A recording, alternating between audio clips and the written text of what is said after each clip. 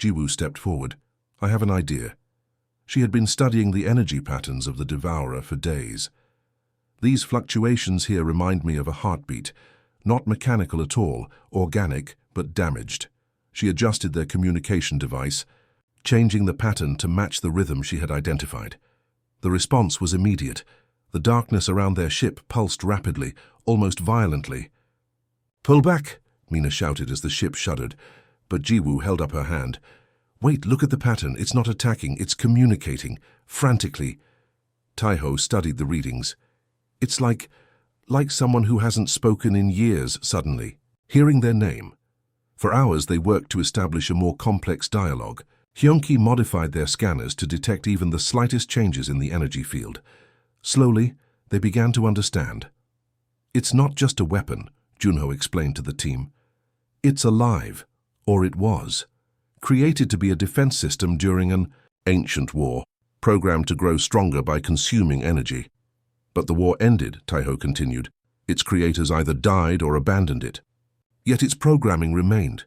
Protect by destroying, grow stronger, prepare for enemies that no longer exist. It's been fighting a war that ended millions of years ago," Jiwoo said softly, "trapped in its programming. With their new understanding, they sent a different message, images and concepts rather than simple pulses. They showed peace, they showed connection. Most importantly, they showed choice. The Devourer's response came as waves of energy that the ship's computers translated into rough images, planets burning, species fleeing, endless darkness, fear, confusion, purpose twisted into endless hunger. It doesn't know how to stop, Mina realized.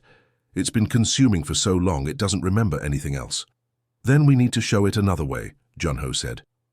Working together, humans and aliens sent a new message. They showed their own worlds. Earth, with its oceans and forests, Zari's water planet with its floating cities, Ven's gaseous homeworld. They showed healing instead of destruction, creation instead of consumption. The Devourer went silent for a long time after receiving these images. Their ship drifted, systems barely functioning as they waited. "We should pull back," Zari said, nervously. "We've done all we can." Just as Mina was about to give the order to retreat, the darkness around them began to change. It swirled and shifted, taking on colors they hadn't seen before, blues and greens and purples. "It's beautiful," Jiwoo whispered. From the heart of the transformed darkness a message came, not in words or images, but in feelings that somehow reached their minds. Confusion, recognition, grief. "It understands," Taiho said in wonder. "It knows what it became." And then suddenly the Devourer began to change. The dark tendrils pulled back from the nearby star systems. The energy it had consumed for centuries began to flow outward, returning to space in waves of light. "It's releasing everything," Hyunki said, checking the readings. "It's letting go." When they returned to Coalition headquarters weeks later, no one could believe their story until they saw the proof. The Devourer was transforming.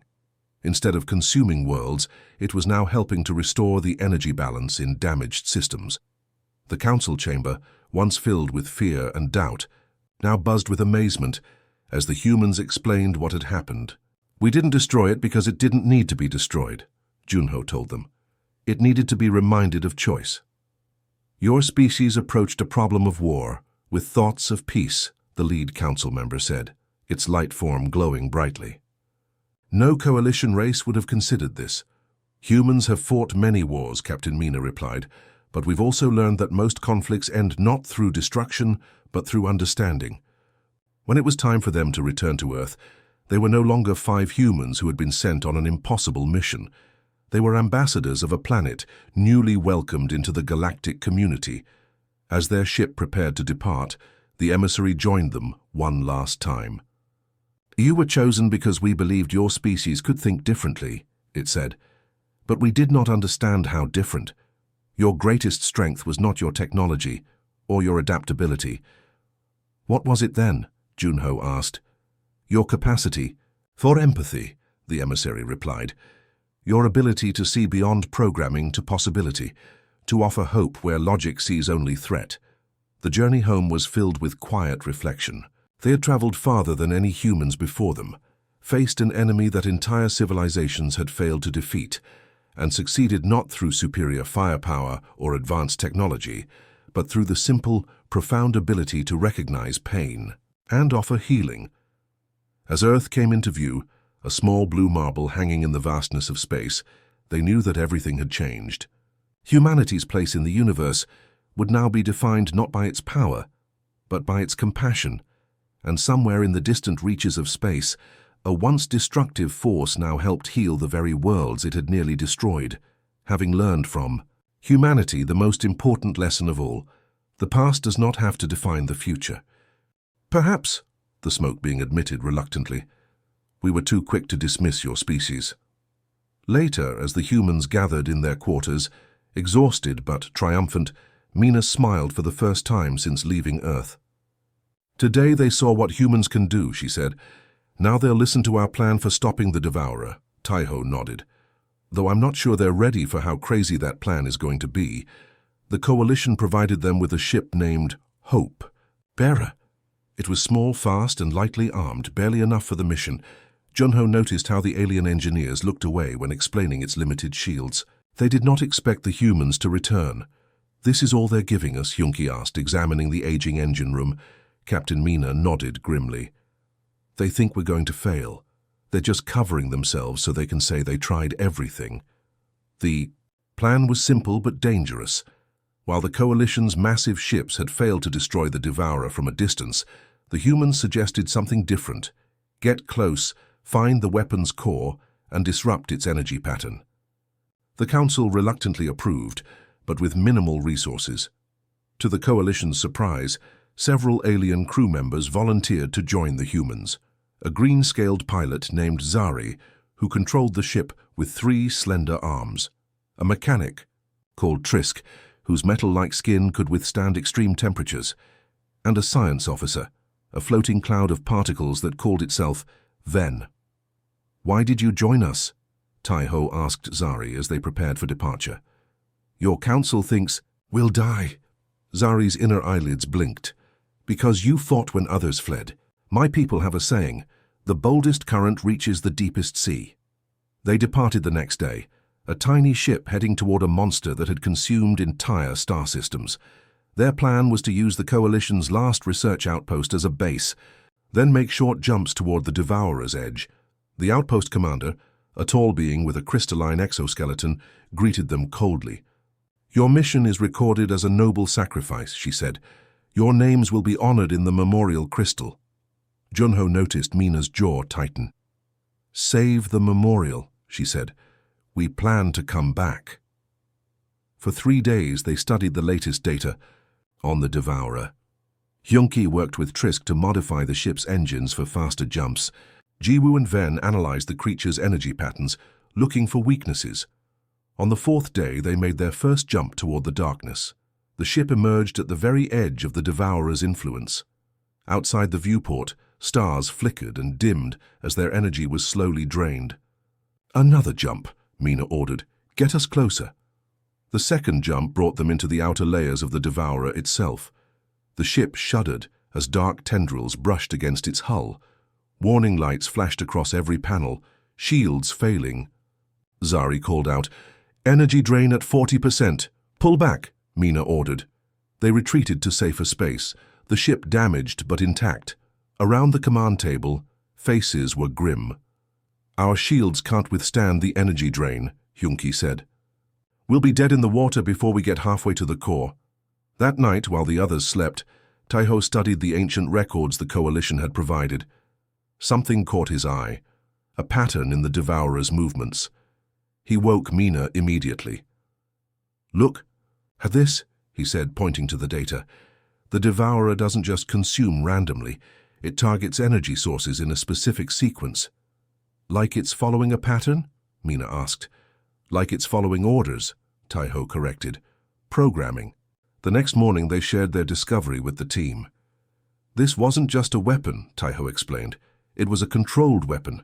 It has rules it follows. If it has programming, it might have a consciousness," Jiwoo added thoughtfully. Something we could potentially communicate with. Zari looked horrified.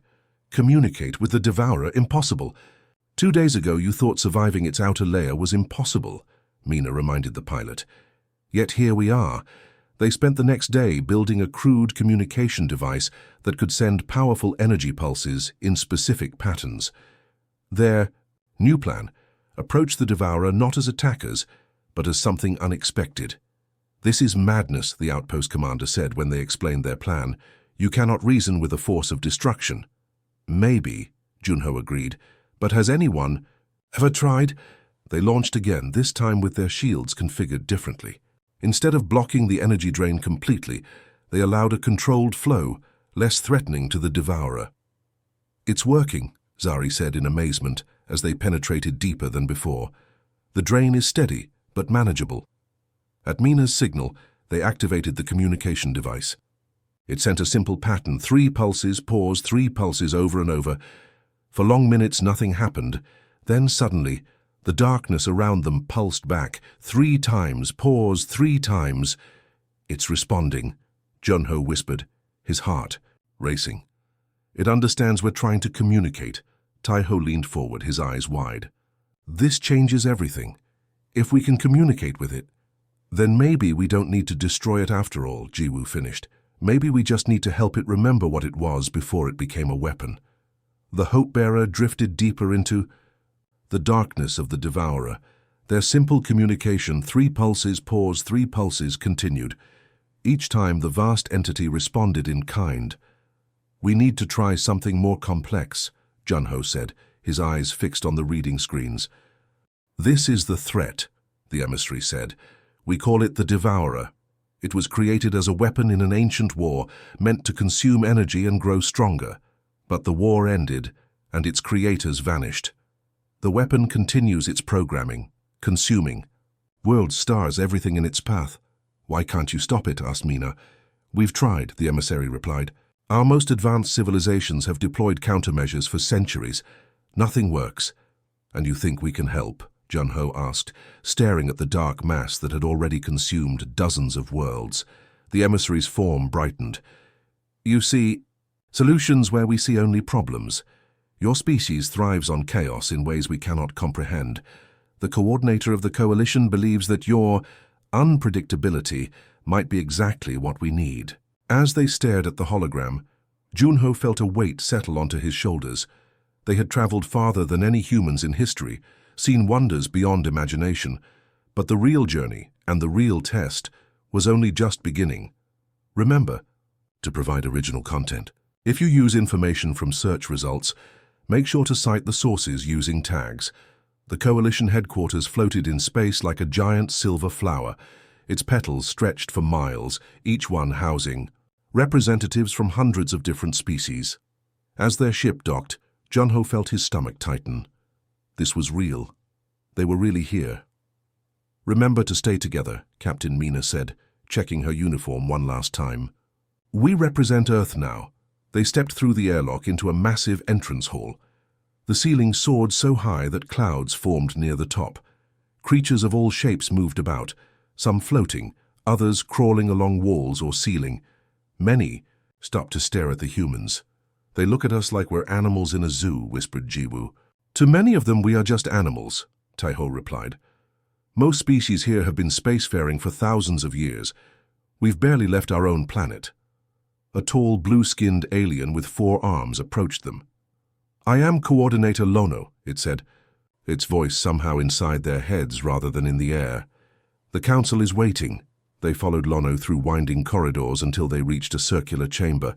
Hundreds of aliens sat in rising tiers, all focused on the humans as they entered. In the center stood the emissary. These are the humans I spoke of, the emissary announced.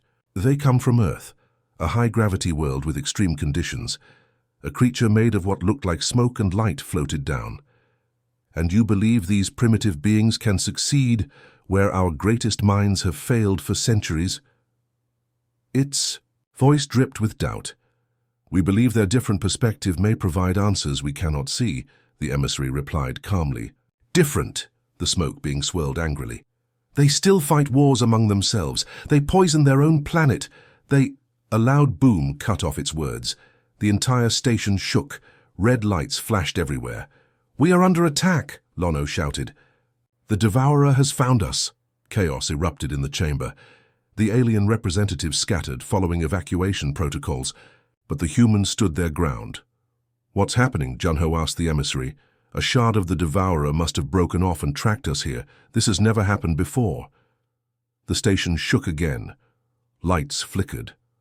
"Where is your command center?" Captain Mina asked sharply.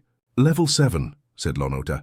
"But the evacuation protocols—" "Forget protocols," Mina interrupted. "Take us there, now."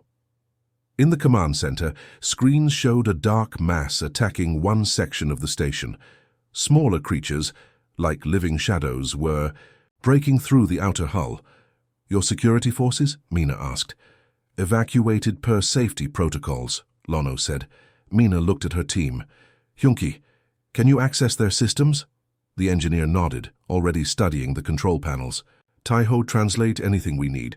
Jiwoo, find medical supplies. Junho, help me understand what we're fighting." "You cannot fight the Devourer," protested Lono. "We must abandon the station." "No," Mina said firmly. "We defend what we can." Using the station's cameras, they watched as the shadow creatures moved through empty corridors. Hyunki figured out how to seal sections of the station, trapping some of the invaders. "The maintenance robots," Junho suddenly said. "Can we control them?" Lono hesitated, then showed them how. Soon they had a small army of service robots confronting the shadow creatures. It wasn't enough to defeat them, but it slowed them down. Meanwhile, Jiwoo discovered something unexpected. The injured shadow creatures, they're healing themselves, using energy from the station. "Energy!" Junho mumbled, thinking. "That's it, they feed on energy. What if we give them too much?" He explained his idea quickly.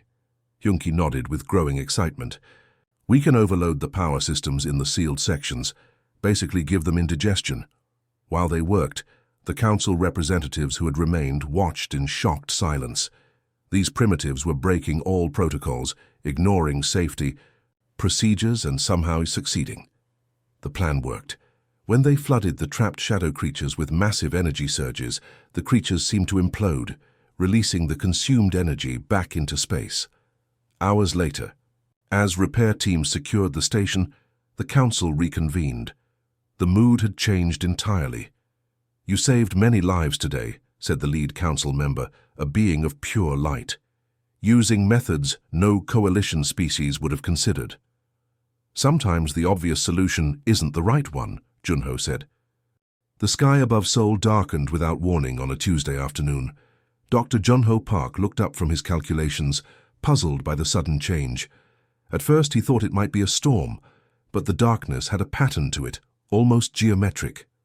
Junho stepped outside the research facility and squinted upward. 5 crystal-like objects hovered silently above the city. They caught the sunlight in strange ways, bending it around their translucent forms. No jets scrambled to intercept them, no sirens wailed. It was as if the world's defense systems couldn't even detect their presence. His phone rang.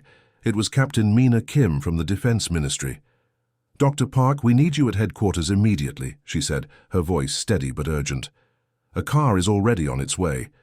30 minutes later, Junho found himself in a hastily assembled meeting room with military officials and government leaders from around the world, connected via secure video links. Captain Mina, dressed in her formal uniform, stood near the door with her hand resting lightly on her sidearm. "They've requested to speak with Earth's representatives," said the defense minister. Multiple governments received the same message simultaneously. "What do they want?" asked Junho. Before anyone could answer, the lights flickered. A shimmering figure appeared in the center of the room. It stood taller than any human, its body seeming to consist of light and mist woven together. Everyone froze, but Captain Mina stepped forward, positioning herself between the figure and the officials. The being raised what might have been a hand in a peaceful gesture.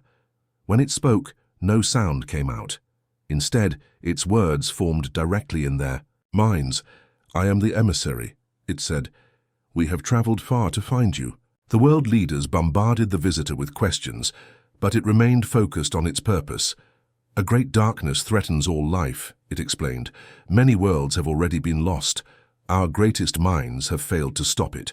The room erupted, in confused discussion, until the emissary projected an image into the air. They watched as a star system was enveloped by what looked like a living shadow, planets crumbling one by one. "Why come to us?" asked the South Korean president. "We've barely reached our own moon." The emissary's form brightened. "Your species possesses qualities that have disappeared from older civilizations. You adapt quickly. You solve problems in ways that defy prediction. You hope when logic says there is no hope." Skepticism filled the room. The American president scoffed openly. "This could be a trick to gain our trust," he said. In response, the emissary touched the table. The wood transformed momentarily into a different material, then back again. "If we wished to harm you, we could have done so without revealing ourselves." 3 days of tense negotiations followed. Scientists tested the aliens' claims while world leaders debated. Junho spent those days examining data from the visitor's ship, confirming it used principles of physics humans had only theorized. On the 4th day, a decision was made. Earth would send a small team to help, hedging their bets while learning more about these mysterious allies. Junho found himself selected along with 4 others: Captain Mina Kim for her tactical expertise, Dr. Taeho Kang, who specialized in understanding different cultures, Dr. Ji-Woo Lee, a brilliant medical researcher, and Hyun-Ki Choi, an engineer famous for solving impossible problems. "We leave tomorrow," Captain Mina told them as they gathered in a secure room. "Pack only essentials." That night, Junho stood on his apartment balcony looking at the stars. His phone rang constantly, colleagues, family, reporters, but he answered none of them. How could he explain what he barely understood himself? The E. Next morning, the team gathered at a remote airfield. The alien ship waited for them, smaller than the ones that had first appeared, but still unlike anything humans had built. It had no visible engines or windows, just smooth, crystalline surfaces that shifted colors in the sunlight. The emissary greeted them at the entrance. "Once we depart, it will be many cycles before you see your world again," it warned. "Are you certain of your decision?" Hyun-Ki adjusted his bag of tools. "If we don't go, will Earth be safe from this darkness?" "No world is safe," replied the emissary. "That is why we seek your help." They exchanged glances. Each had their reasons for coming: curiosity, duty, the chance to save lives. Without speaking, they stepped forward together. Inside, the ship was larger than it appeared from outside. The walls hummed with energy. As they settled into spaces that reshaped themselves to human forms, Junho noticed Captain Mina watching the emissary closely, her training keeping her alert despite the wonder around them. "Prepare yourselves," said the emissary as the ship began to rise. "You are about to see what no human has ever witnessed." The Earth fell away beneath them, shrinking to a blue marble, then a dot, then nothing at all as the stars themselves seemed to bend around the ship. Humanity's first step into a larger universe had begun, and with it an unexpected journey toward heroism none of them had imagined. The ship moved away from Earth faster than Junho could imagine. He pressed his face against the wall window and watched his home planet shrink from a blue marble to a tiny dot, then vanish entirely. In its place stretched an endless sea of stars. "First time in space?" asked Davi, their alien guide. Junho nodded, unable to find words. Davi's body shimmered like liquid crystal, changing colors as he moved. "The sensation can be overwhelming," Davy said. "Your species has barely left your atmosphere. This must be quite a shock." Inside the ship, everything felt strange yet somehow familiar. The walls glowed with soft light. The floor adjusted to their steps, making walking effortless. When they were hungry, food appeared in small compartments, familiar Earth dishes, recreated perfectly. "How does the ship know what we eat?" asked Jiwoo, examining what looked exactly like kimchi. "We studied your world for many cycles," explained Davy. "We needed to understand if you were the right species to help us." On the 3rd day of their journey, the emissary called them to the front of the ship. Through a large viewing portal, they saw something impossible. Space itself seemed to fold inward, creating a tunnel of swirling light. "We are about to travel through what you might call a shortcut," the emissary said. Your physics has theories about this, but your technology cannot achieve it yet. A wormhole, Junki asked, his eyes wide with excitement. Similar, but not exactly, the emissary replied. We call it folding. The ship entered the tunnel, and for a moment Junho felt his body stretch in impossible directions. Then, suddenly, they were somewhere else entirely, orbiting a massive gas giant ringed with glowing stations. The Coalition Outpost Alpha, announced Davy. Representatives from 12 species maintain this station. As they docked, Captain Mina pulled the team aside. Remember why we're here, she said quietly. We represent Earth now. Stay alert and to observe everything. The station buzzed with alien life. Beings of all shapes moved through corridors, some floating, others crawling along walls. The humans drew curious stares from everyone they passed. Your physical form is quite unusual, explained a tall spider-like being who introduced itself as the station coordinator. Most spacefaring species evolved in low-gravity environments. Your dense muscle structure marks you as coming from a high-gravity world. Over the next week, they traveled to 3 more stations, meeting representatives from dozens of species. At each stop, they learned more about the coalition and the threat they faced. During a diplomatic dinner on the 4th station, an 8-limbed diplomat with glowing eyes leaned toward Taiho. Is it true that humans still fight wars among themselves? It asked. Yes, Taiho admitted. Our planet is divided into nations that sometimes conflict. The diplomat's eyes dimmed. Fascinating. Most species resolve internal conflicts before reaching space. Your development path is unusual.